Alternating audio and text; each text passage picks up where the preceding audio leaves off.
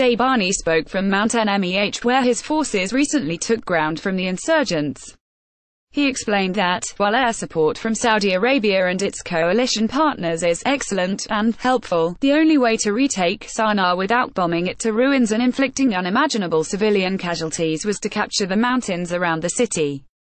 Given that the conflict has already caused an estimated 10,000 deaths, displaced 20 million civilians, and unleashed a humanitarian hell of disease and starvation, the notion of the conflict growing worse during an all-out attack on Sanaa is chilling.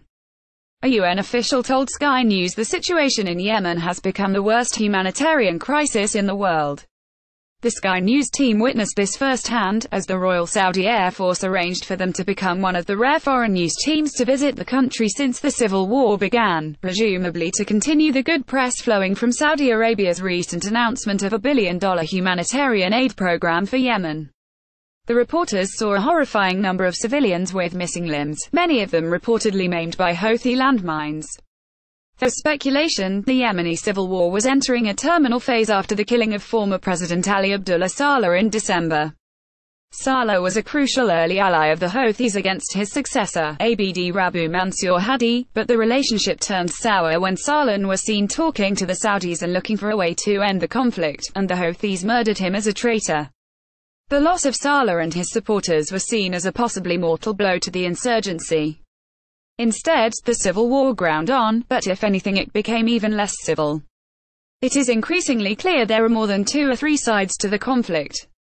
Beyond the widely understood battle lines between the Hadi government, the Houthis, and terrorist organizations like Al-Qaeda and ISIS, there are also factional disputes that have a way of erupting into violence at inopportune moments.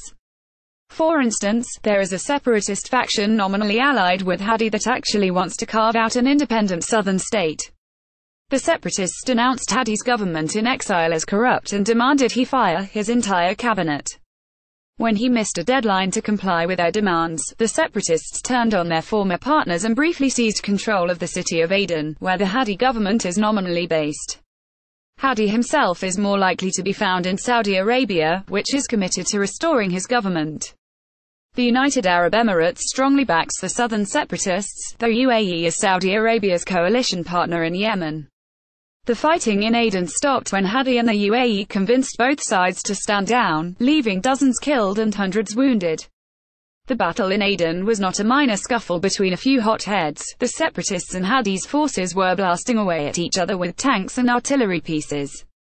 The UAE wants to split Yemen to create a southern state firmly in its diplomatic and economic orbit, opening trade routes to Africa and checking the growth of the hated Muslim Brotherhood along Emirati borders. The southern separatists, in turn, are a collection of tribes with long-standing grievances and a history of fighting among themselves. Some of the factional divisions reflect tensions between different sects of Islam. If a new southern state were formed tomorrow, Petra deal of it would be under the control of Al-Qaeda. The narrative of a legitimate government fighting the Iranian-backed Houthis obscures a complex local reality, and it hinders efforts to achieve peace, analyst April Longley-Ali of the International Crisis Group told The Washington Post over the weekend.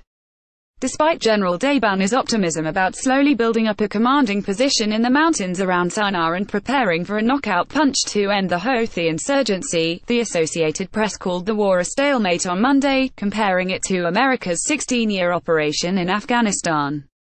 The rebels have enough artillery to make further movement toward Sanaa extremely difficult. It took months for government troops to clear out sniper nests and secure the territory they now hold. Some individual provinces of Yemen are so heavily militarized that it is difficult to tell civilians from irregular fighters, especially since the use of child soldiers is prevalent. The forces in a single city are often divided between several different factions with different international backers. Not only does a decisive military defeat for either major side in the Yemeni civil war remain elusive, but it's not clear how many sides there truly are, or what sort of peace process could possibly bring them all to the same negotiating table.